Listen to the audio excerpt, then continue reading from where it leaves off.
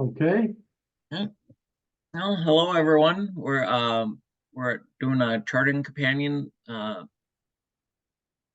Q&A session, but we're gonna start with this new SQL features in the 8.2 version. And Pierre's here, so the creator of charting companion with Progeny Genealogy. So why don't you just take it away, Pierre? Thanks very much, John. Thanks for organizing this. So I'm going to share my screen here. Greetings, folks. Thanks very much for your time doing this. I'm going to talk about some of the latest features in Charting Companion. Before we launch into the SQL, are you all Charting Companion users, or show of hands who uses Charting Companion? Have you ever heard of it? We can't tell. Okay. Yeah. Well, I'm assuming that you're familiar with it. So I just want to show you a couple of things. A recent enhancement that I added involves showing the age at which an event occurred. So here's me, and I'm going to do an ancestor chart. And I'm going to check this box here, show age at event. And what that does is it shows you, it calculates, if the birth date is available, it calculates the age of the person at that event. Oh, it's a bad font. I was explaining that. So here, for example, my father, he was 24 when he married my mother, who was 22. My paternal grandfather was 27. And he died at 84. He lived to the age of 84. My father went to 88. My mother to 80. So hopefully that bodes well for me. Mm-hmm. My grandfather was 27, and he married, his bride was 24. And my other grandfather, maternal, was 23, and his bride was 23. So it's really interesting to go through that, because look at that. Now, my great-grandfather was 39 when he married a 26-year-old. I hadn't realized that. And one of my grandmothers was 18 when she got married. That's young. And you can also see how, how long people live. My grandmother was 93. My grandfather died at 69. He was a railroad conductor. He died of a heart attack. So anyway, the age at the event is an interesting way of enlivening your chart. Another feature we added recently was the option to make all the boxes the same height. So a user on the Facebook Charting Companion user group said, I'd like all the boxes to be the same height. So if you don't have that feature, the boxes are as tall or as shallow as they need be. You can see here, these two people, there's no information about them. So the boxes are shallow. But one of my users felt that was unsightly. So we added an option where if you select here, you say box heights within the same, box heights are the same within one generation. So if you do that, you see that all of a sudden, all the boxes are the same height. You see that? Even though these two people don't have any facts or events, they're all uniform. Same here. And then if you select the third option, which is heights same throughout the chart, then every box in the chart is as tall as the tallest chart. Not box, tallest box. So there you have it. Okay, so these are a couple of features that we added recently with the latest version. You can get that. Just go to download it from the same link where you got when you bought it.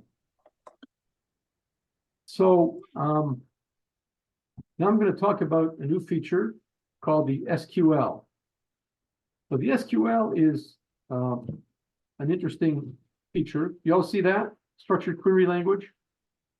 Yeah, Yes? we see it. Okay. So SQL is kind of a programming language which is interpreted, and it means structured query language. It's a programming language for storing and processing information in a relational database, which this Charting Companion uses. Now, a little bit of a background on databases here. As you suspect, every genealogy program stores its data in a file format called a database.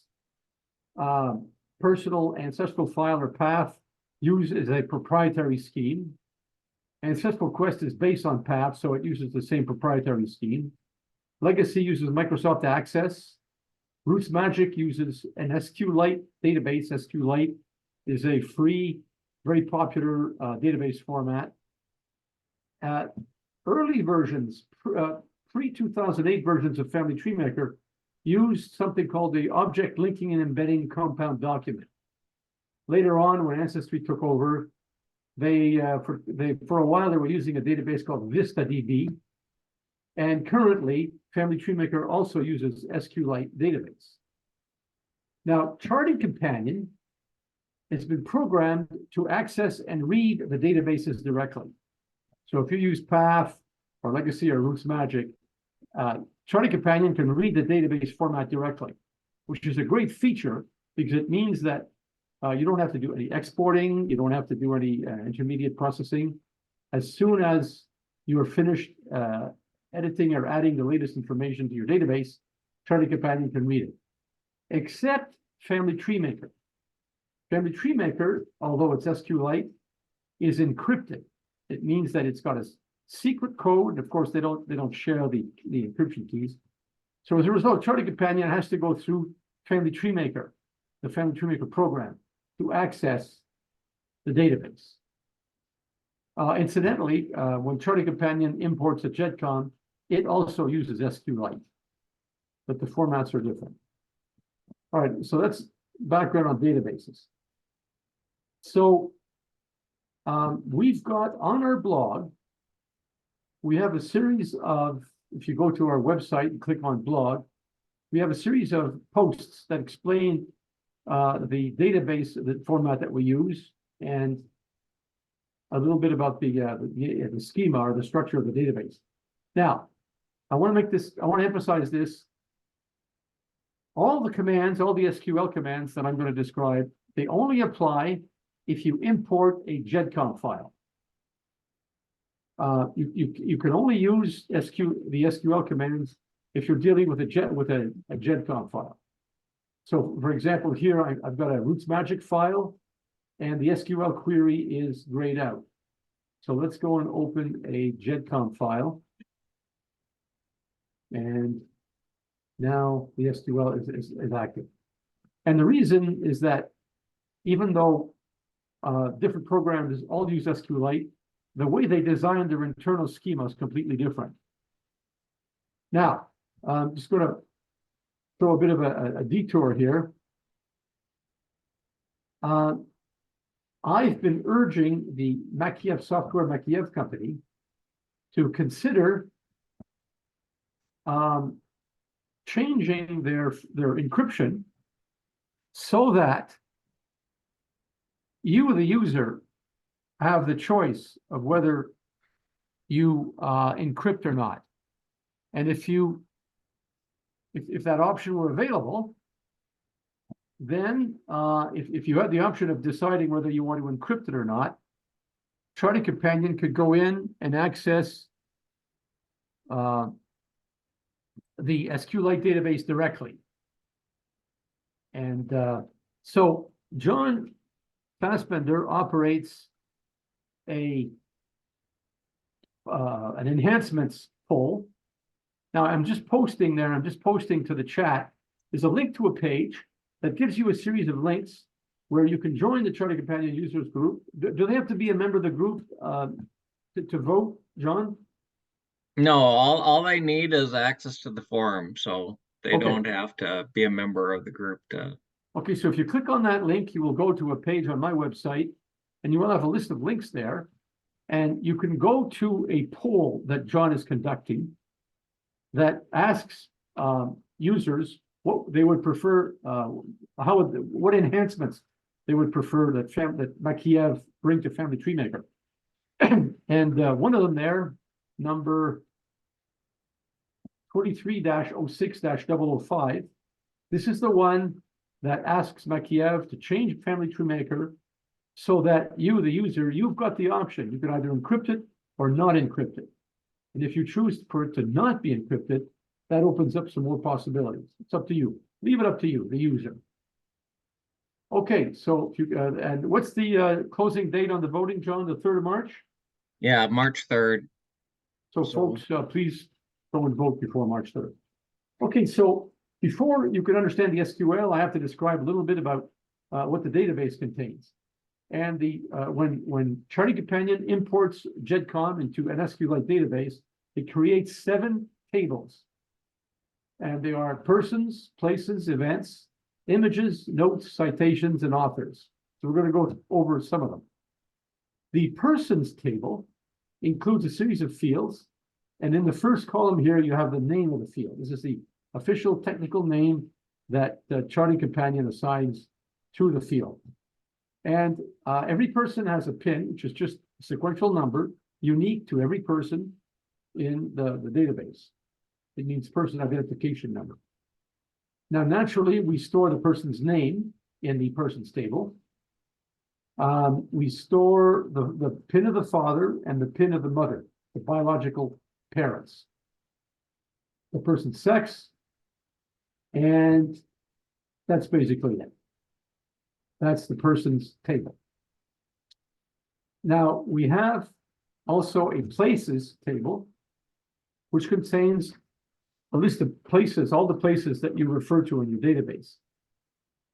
The places table includes a place number, which is, again, a unique identification for every place, and a place name, the name of the place or the source.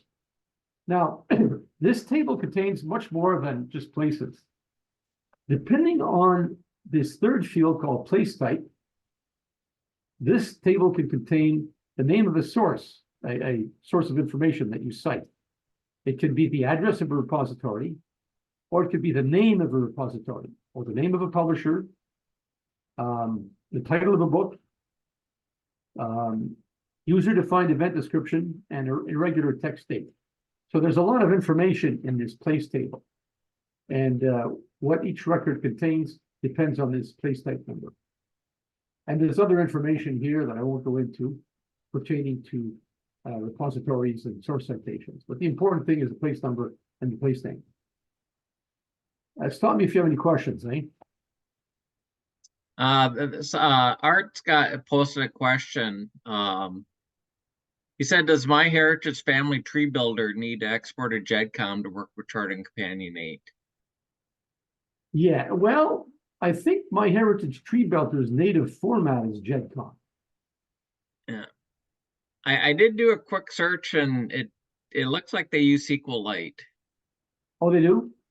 Yeah, So, and it okay. sounds like there are other third-party utilities, so I'm thinking it's not encrypted, but whether or not Charting Companion can directly read it or not. Okay. The thing is, the schema or the tables for each genealogy program are very specific to that program. And Charting Companion has not been, it's not been programmed to read the MyHeritage Family Tree Builder SQLite.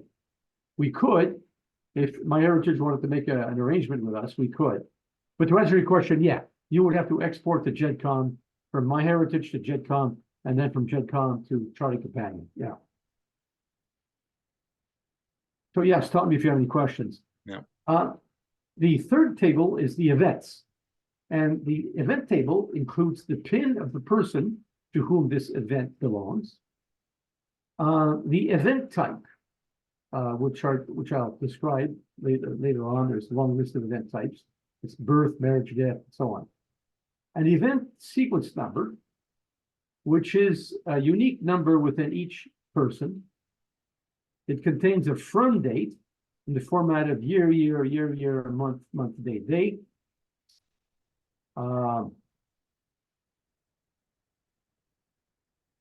And the month and the day could be 0. And it contained a to date in the event of a range, any kind of event that takes place over a range. It contains a field called dual key. If it's 0, the event involves one person. If dual key is 1, the event involves 2 persons. And this EV secno field is the pin of the second person. Then you've got date type, exact, circa, before, after, and so on. There's also a scheme for BC. I forget what it is here. Anyway. And other information. Also, the place, it contains the place number of the place where this event took place, if it's applicable. And if there's a description associated with this event, it'll also point to a record in the place table that contains the description. The rest, I won't go into detail. Okay, and here's some of the event types. A value of an event type of 1 is a birth, 2 is a marriage, 3 is death, 4 is burial, and so on. There's a long list of them here that you can refer to. Okay, so that's a really quick overview of the schema. You have to understand the schema in order to use it. Okay, so I'm going to throw some examples at you. By the way, I want to apologize. This is pretty intense stuff. It's pretty heavy. And it's not my expectation that you become SQL experts. What I'm proposing is that if you refer to our blogs, there are many, many examples. And hopefully there'll be a case or an example that covers what you're after. You can read through them and you can see all the different things. And my goal is to suggest that you copy and paste the SQL and modify it, or to suit your purposes. That's my goal. So let's look at some examples. So to use it, you simply click on Find SQL Query. This window pops up. And I'm going to start my first example. I'm going to start with a very simple example here. Select pin, comma, name from persons. So where these come from here is persons. That's the name of the persons table, okay? And the pin is the name of the pin field, and the name is the name of the name field, okay? So every SQL command that you use here starts with select, and select refers to the fields that you want to look at. Select, yeah, and you enumerate the fields, and then you say from, and then you put the name of the table, persons. Then you click on execute. And Charting Companion will pass that command onto the SQLite engine. It'll retrieve all the records that satisfy this. There's a lot of them. And it will display them. Bingo. It displays them in the table at the bottom. You see how that worked? And there is the pin and name of everyone in my database. Okay? Now, what you can do with this is if you click on clipboard, the contents, these results, they will go to they will populate the clipboard. Okay? So all you do is paste and bingo. There's all the data. Okay? And that's slick. And if you have a spreadsheet, you can paste them in Excel or any other spreadsheet. And there you go, instant spreadsheet. You see how that works? And that's slick. So this applies to all the SQLite queries that we do. You can also, instead of copying it to the clipboard, you can click on the Save button and save it to a spreadsheet. So Charting Companion will save it as a genuine, authentic. You can either save it as an CSV or a genuine Excel spreadsheet, like that. And then you can go into Excel, take File, Open. And we'll go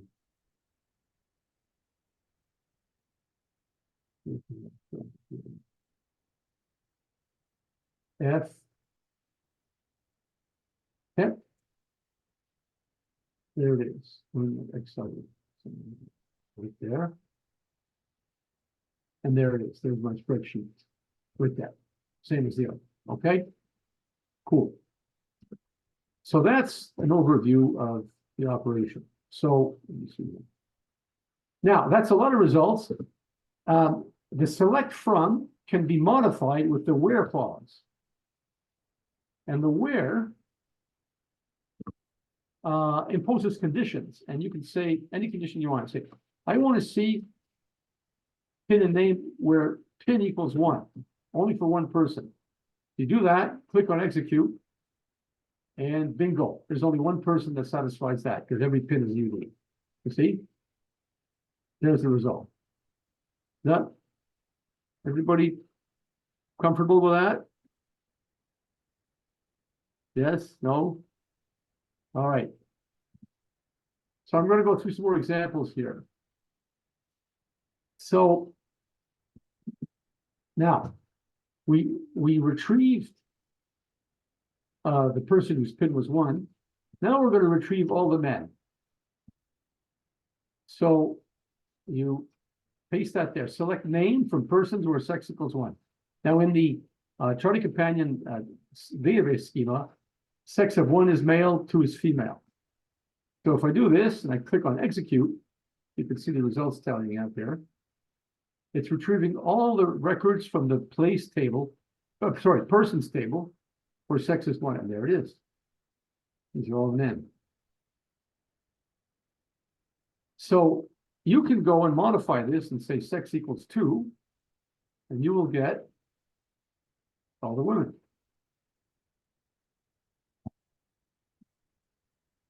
See, isn't that slick? There you go. That's straightforward, isn't it? Select from where. Okay, so now we're going to get a little bit more complicated. We want to find every person. So we're going to say select pin name for persons where name like Jones. So the word like is like a wild card. It means where the name contains Jones. And in the case of the search pattern, the percent is a wild card. It means find everybody whose name contains something, whatever, the word Jones followed by something. So this will retrieve all the persons whose name contains Jones. So let me try that. There we go. Margaret Jones, Elizabeth Carpenter Jones, and Fidelia Jones. Now, in your case, you could substitute, your own surname. And there we go. We got 5 Smiths. That make sense? All right. Now we can combine these conditions, and let's look for all the men whose name contains Moss. I chose Moss because it's more common in my database. So here we go. We have select pin name from persons where the name like percent Moss percent, in other words, it contains the word Moss, and the sex is equal to 1. So we can compound the conditions, you see? And what happens? We've got 72 men named Moss. Okay? That make sense? Stop me if I'm going too fast here. Okay, now you can get pretty fancy with the Boolean logic here. I'm going to, instead of the men contain Moss, I'm going to say, I want all men whose name either contains Cloutier, C-L-O-U-T-I-E-R, or Cloutier with an H, or Cloutier with an S, which is the old-fashioned way of spelling it.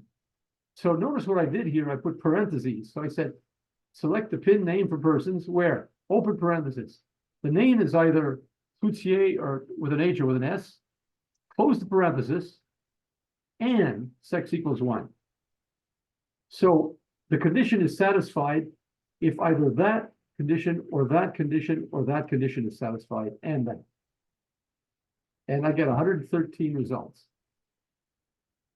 So you can see this one here includes here with this TI, TH, and got the odd S here. Notice. There's an S. The old-fashioned way of doing it. Okay, that makes sense? We're just getting into the good part here. Okay, so let's look at another table, the events table, okay? So this query is going to give me all the births between 1940 and 1950. Okay, so we are selecting pin, and notice I use events dot from date. So if you remember, the events table contain a from date and a to date. And if an event contains only one date, it's stored at the from date. So we're saying we could remove this and say just select pin and from date from events. Now we're looking at the events table. But this is kind of redundant, but it shows you what you can do here. This is going to come in useful later on. And then here's our condition. We want the events type to be 1. Where that 1 comes from is down here. See, right there. Events type is 1, is a birth. Okay. And now remember the date is stored as year, month, day, date. So if we want everything between 1940 and 1950, we say the date's got to be greater than or equal to 1940 with 0 month, 0 day, and less than or equal to 1950, 1/2 is December 31st, right? So it's going to give us all the events in that date range. So let's execute that. And bingo, there are 43 events and births, because we said event type 1. 43 births in that range.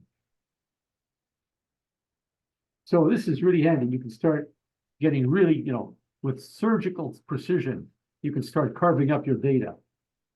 And again, if I click on clipboard, bang.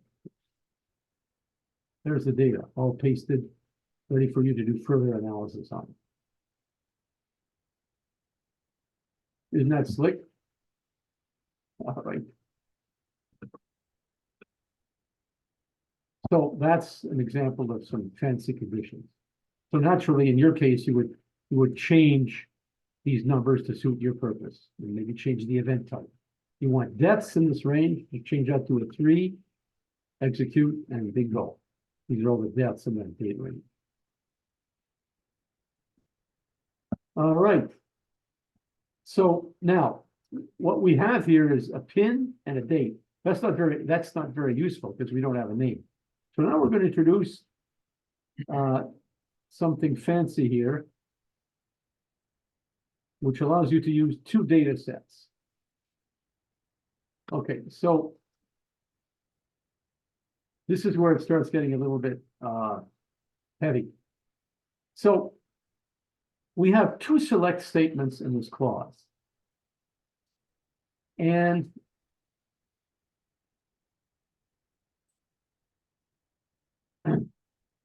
select, we're going to start with the events data set. We want the pin and the date. And then as a subordinate clause, which we always start with a parenthesis here, we're going to select persons.name from persons. So persons.name means we want the name in the persons table.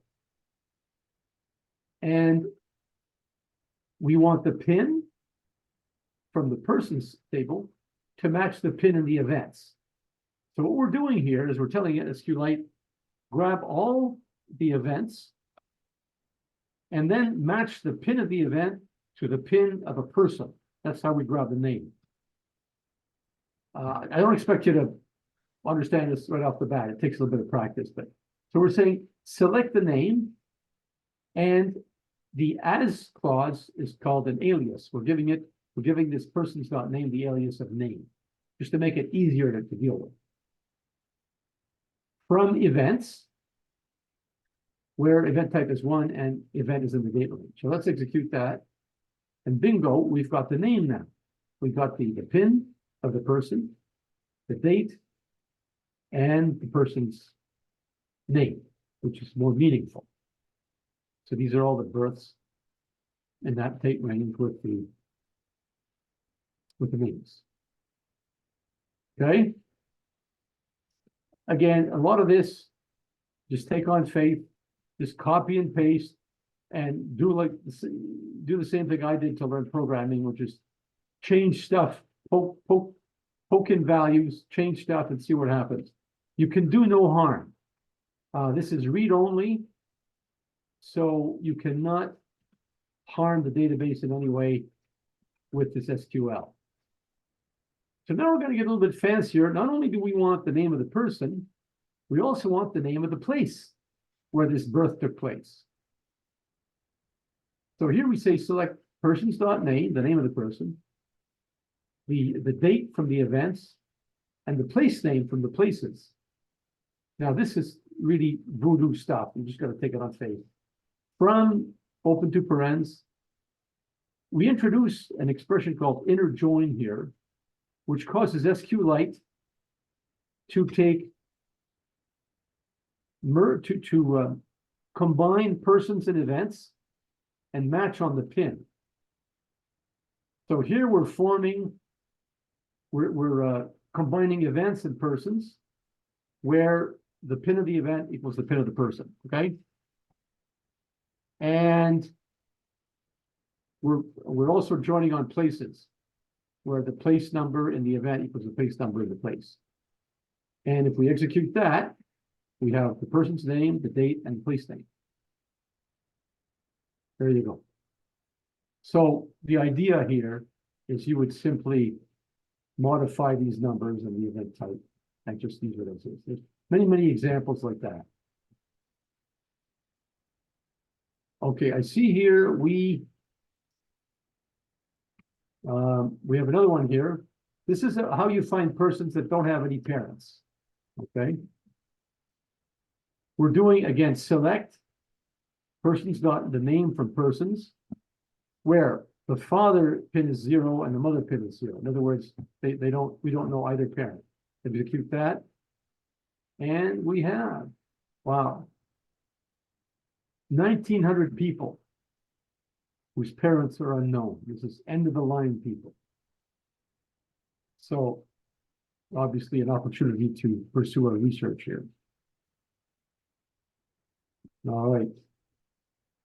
So all these examples have been extracted from the blogs. So you can go to the blog and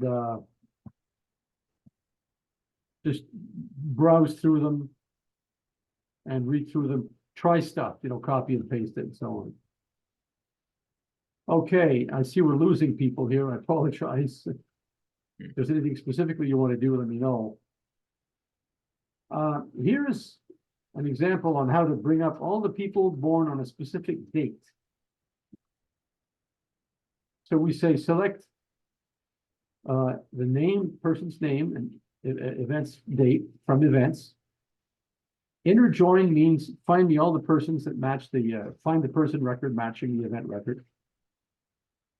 Here this is kind of tricky. This is the modulus operator. It's not the wildcard that I showed you in the quotes.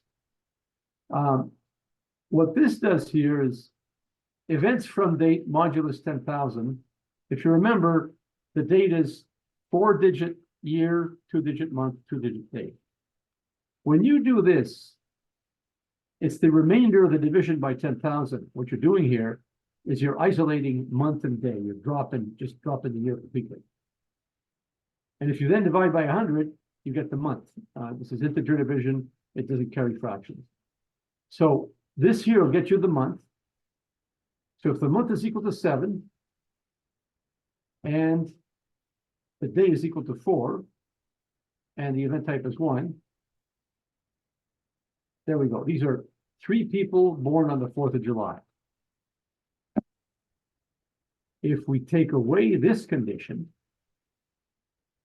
we get all events on the 4th of, oh, interesting. All events on the 4th of July. Really? I don't believe that. 3 results. How interesting. Jeez. Really? That's hard to believe, isn't it? Guess they were only born on the 4th of July. But yeah. Okay, this I'm looking for anything on the 4th of July. Yeah. Huh. That's my son. I was in we were in Bolivia with the Canadian Peace Corps when he was born on the 4th of July. We had a lot of friends in the American Peace Corps. So we used to joke he's automatically entitled to American citizenship because he was born on the 4th of July. All right. So as you can see, you can play around with this. All right, here's another one. You can count records. So count is a special reserved word. And if you say count, it's not going to show the results, it's just going to count them.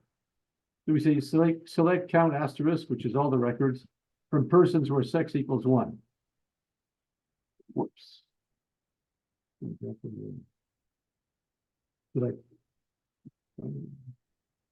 I think I hit close, yeah. Yeah. Did I hit close? Okay, Yeah. execute. Right, so there are 2,232 men in the database. Let's see how many women there are. 2,207. Interesting. So you can do these statistics like that if you count. Here's how you would find people with no sex assignment. So remember I said 1 is male, 2 is female. So if we say select pin name for persons where sex is less than 1 or greater than 2, in other words, not male or not female. And here are people with no sex assigned to them. So this gives you a lot of these are obviously it's a woman, a man. So this is a chance for you to go in there and clean up your database.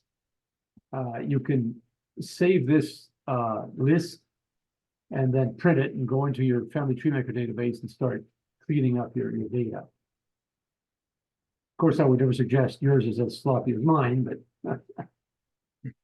you can see all sorts of opportunities here. Here's another one. To find all the births in a town called Sydney, or that contains the word Sydney. So I won't go into the details here, but we're selecting person names, people names, place names. The key part here is this is what you would modify. Remember where the EV type is equal to 1 for a birth, and place name like it contains the word Sydney. So if I click on execute, bingo, 19 people. This is Sydney, Nova Scotia. So if you wanted Chattanooga or New York, whatever, I don't think we're going to find a lot of those. Yep, imagine that. I have 3 relatives born in New York. So this is an example of where you, without understanding the details, just copy paste it and change the event type. Let's say 3 people died in New York. Interesting. No one. Okay. So this is an example of where you would adapt it to your needs. That's not too hard to do. Here's another one that pulls up all persons and their parents. Bring everybody up that has parents and displays them there.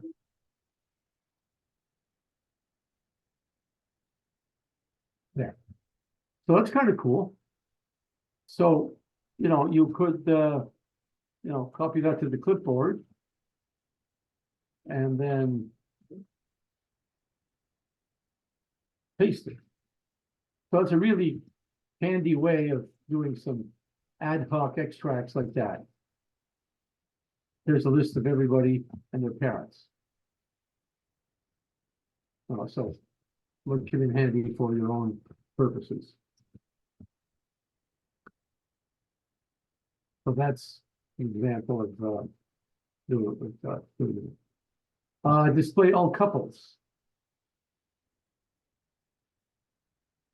By the way, this example here, what we were doing is we're doing a join where we're assigning multiple aliases to persons. We're calling persons P, persons P2, and we're matching on the pin, the mother pin and the father pin. So this one here pulls up all the events. So remember I said if the dual key is 1, it involves a relationship event. So we're saying select all the names of everyone who are part of an event like a marriage or a divorce or engagement, where the man matches the sequence number of the event, the pin of the event, and the woman matches EV second, which is the other half. So we execute this, and here's a list of all the couples with their names. There's the husband, the wife, and the type of event. We'll see here with this. Let's see, I think it was here. All right. A few more examples here. Here's an interesting one. This here is a list of all the daughters whose name is different from their father's. That could indicate that it was erroneously booked under their married name. So here we're saying select pin name and surname, which is just the surname. And we say select surname for persons as P2 where the pin is the father pin. So we're selecting the girl and a match on her father. Where sex equals 2, we're selecting all the women. And the father's pin is greater than 0, in other words, we know. And the surname of the daughter is different from the surname of the father. Execute, and it's 183. So that's another interesting cross-check for your data. Now you can see here, a lot of them are quite legitimate. They're just old illiterate people not knowing how to spell their name. These are obviously her maiden name. So a lot of these are different spelling of the same name. Right. However, some of these are here. Yeah, we go. This one. That's clearly different. So you'd want to investigate that one. Here we go. This one. This is definitely an error. That's Janet and Kelly. So I entered her under the married name. So I'd have to go and fix that. And again, you can copy that to a spreadsheet, print it, and then use it as a worksheet, or save it. Use it as a worksheet as you go through your family tree like a database to clean it up. Here's another interesting one. Calculate lifespans. This is calculating the lifespan. I won't take you through the details, but what it does is simply it subtracts the death date from the birth date and orders the order by lifespan and sorts by lifespan. So this is interesting. So we go here. Now this is obviously an error. Somebody's lifespan is minus 1,679 years. And that's because the death date is just the month of January. So obviously I need some information there. But here's an error, -8. This guy, he died 7 years before he was born. Obviously an error. Here's another one. Died before he was born. That's an error. So, of course, I never suggest your database has errors like that, but you never know. So then we have the tragic children born at birth. Then we have sorted by date. We have children and adults. And then at the other end, you've got people who live very, very old age. And some of these may be accurate. On the other hand, they may be errors, so you want to go and check in on them. 1695, 1802. This person would have lived in 3 different centuries. So, again, you can adapt that to your needs. I think I'll do maybe one more here. Here's something useful. If you are setting out on a trip, you're going to visit a place, and you want to visit the cemetery where you have some relatives that are born, you use this little bit of SQL here. And the key part here is that I say the place is like wildcard CT, wildcard. In other words, I'm looking for everybody who died was buried in Connecticut.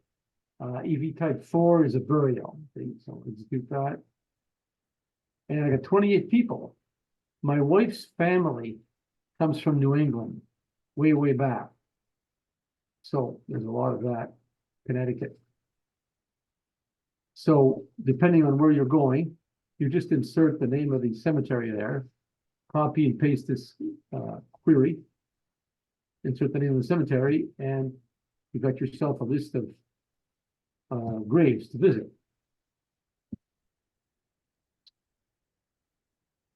All right. That's pretty much an overview. Like I say, we've got 5 blog posts. The first one explains all the tables and some examples. The second starts off really easy with an intro to the SQL. And then there's a part 2, part 3, part 4 with all sorts of exotic applications for SQL. Yeah. Sorry for the deep dive there. Yeah, Art had asked a question. Am I correct in believing I could use this technique to find all persons with the same name but different pins in a GEDCOM? Same name? Yeah. Yep. Yeah. So I have a grandfather who shows up in multiple places in my tree. He's my maternal grandfather, but my father's uncle, since he and my paternal grandfather were full brothers. Aha. Yeah. Okay. I'll show you how to do that. Okay. What you do is you say, oops. Select pin name from persons. It's case insensitive. Where name, so I'm going to say like. So let's say I want to find, I'm going to come up with an easy example here. John Smith, okay, I'm going to cheat here. Instead of spelling out the name, I'm going to say just the initial. So I'm going to say, I want everybody that's P. Cloutier, okay? We're named like, so I'm going to put, remember, wildcard, P, wildcard, and name like wildcard Cloutier without an H. Let's see if this works. So I'm looking for everybody that's got a P in the name and Cloutier in the name. Yep. Yeah. Oh, look at that. Look, see? Okay. There's a P in Joseph. Pierre. Look at that. They all contain. Okay. So let's do your example. Let's say Pierre. Right. So there's everybody named Pierre Cloutier. So you're going to find all. Now, some of them are going to be your grandfather, and some of them are going to be not your grandfather that happens to have the same name. So you're going to have to fine tune it. You see what I did there? Fine So you can do that. You can say, I want the name to contain Pierre and I want the name to contain Cloutier. Does that address your needs? Does that sound like it would do what you're looking for? Hello? No, I'll wait and see if he responds. Otherwise, you can unmute yourself, Art, and talk Yeah, directly. go And ahead. yeah, You can and you unmute could yourself. even modify that if you want to take in, let's say, the different spellings for Cloutier. Yeah, that's You know. right. Yeah, and then you could say name like Cloutier or name like percent Clouthier. So Yes, that does help a lot. It would Yeah. also be helpful when one has 4 different people, John Taylor, yeah, father after son, after grandson, after great grandson, and so on down the line. Because I Yeah. had that kind of situation as well. yeah. Thank you. It's been wonderful so far.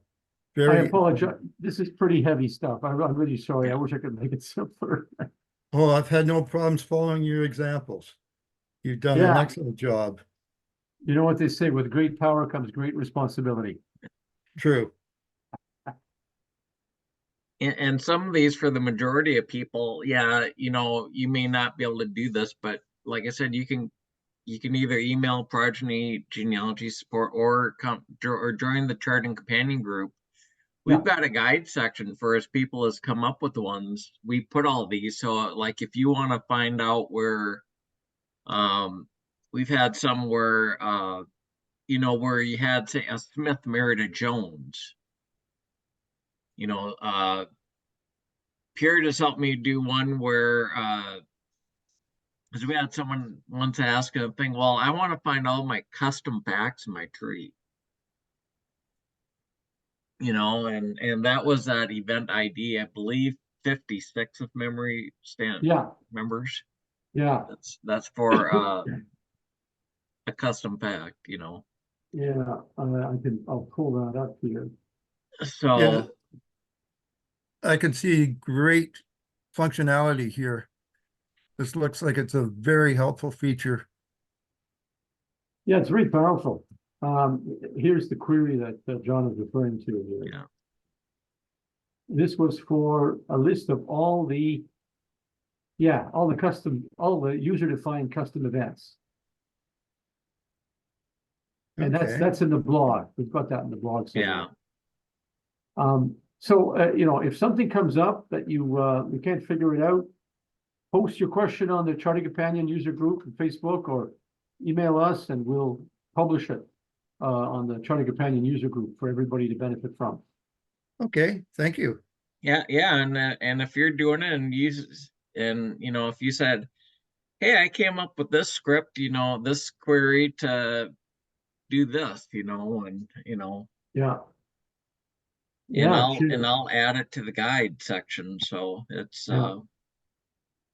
it's just about helping everyone, because for the most part, for the average user, yeah, basically you got a task you want to do. Hopefully we'll have the script, the query for you already. If not, we can help you write it. And then it's like I said, it's a matter of, it's pretty easy to tweak, like back to that one, where you want to find every Smith that married a Jones. Well, odds are you're not going to want to find a Smith that marries a Jones, but I may want to say find a Fossbender that married a Fuller, Yeah. Yeah. So I mean that's easy to pinpoint as to where, what you have to change in it. I know where to find the FTM guides on the FTM Facebook users group. Is the Charting Companion guide similarly located in the Charting Companion user group? Yeah. Okay. Yeah, it's there's a link, and I think it's guide 1.06 in the main family tree maker user group. Or if you look in the chat for that enhancement voting, Okay. uh Oh, no, I guess you don't have that. Never mind. Well, here, I'll post the link. Yeah. And the link is the link directly to the Charting Companion users group. So, Okay, thank you. I Yeah. just joined the Charting Companion user group, but I haven't had a chance to really do any poking around in it to see what's there. yeah. Well, if you don't mind, I'm gonna stop your sharing. I'll start sharing Yeah, my yeah, screen. okay. And I'll mute myself. Yeah, because basically here's the Charting Companion users group. And we've got a guide section right here. Well, first thing here I'll point out is here's like the official YouTube channel. That's Progeny Genealogy's channel. They've got some videos. This unofficial YouTube channel, this is mine. And this is where this recording will wind up going into.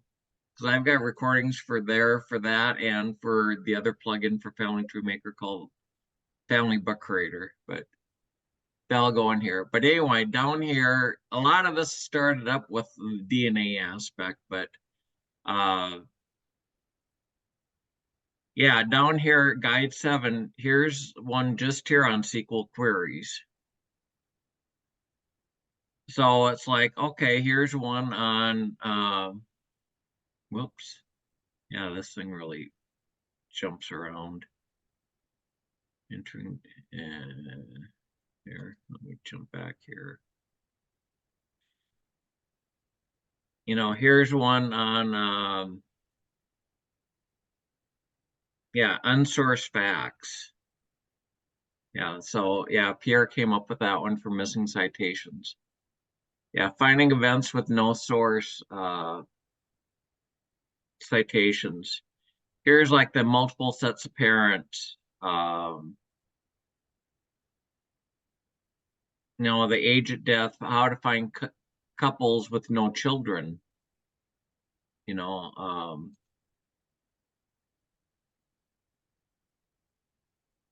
And yeah, here's that, how to find a Smith that married a Jones, So it's just a matter of copying and pasting, and you can see here where you'd have to change, Smith to Jones to the surnames you're actually wondering about. And then likewise, we'll continue adding on. So, and likewise on Pierre's website too,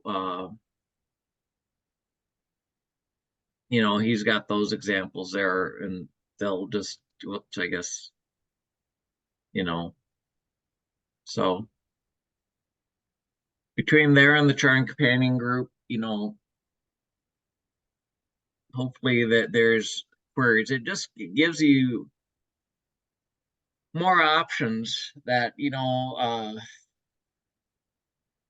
otherwise sometimes, it's like if you're only working, say, with the tree and ancestry, you can't do any queries like this. You can maybe pull up a name index and that's about it. And certain, if you're using Family Tree Maker, yeah, you can do some stuff, but if it starts getting complex, you just can't do it. So that's why, come to the Charting Companion group and say, hey, I want to find a way to, it's like, even well, just anything, sometimes some people want to find all their immigrant ancestors, so you can look at, that maybe born in one country, died in another. And I mean, that wouldn't necessarily be 100%, because some people might die overseas, especially people that might have died in a war. But that would be more the exception than the rule, so. Well, I can see when Rootstock is over this weekend, I've got a lot to keep myself busy. Yeah. For weeks to come. This has been well worth the hour or so invested tonight. Oh, you're very kind, Art. Thanks very much. Appreciate that. Oh, very thank much. you for all you guys are doing for us. Much appreciated. You're welcome. Yeah, and does anyone else have any other questions? I mean, maybe not about this, but charting companion in general. Let me stop my share. So,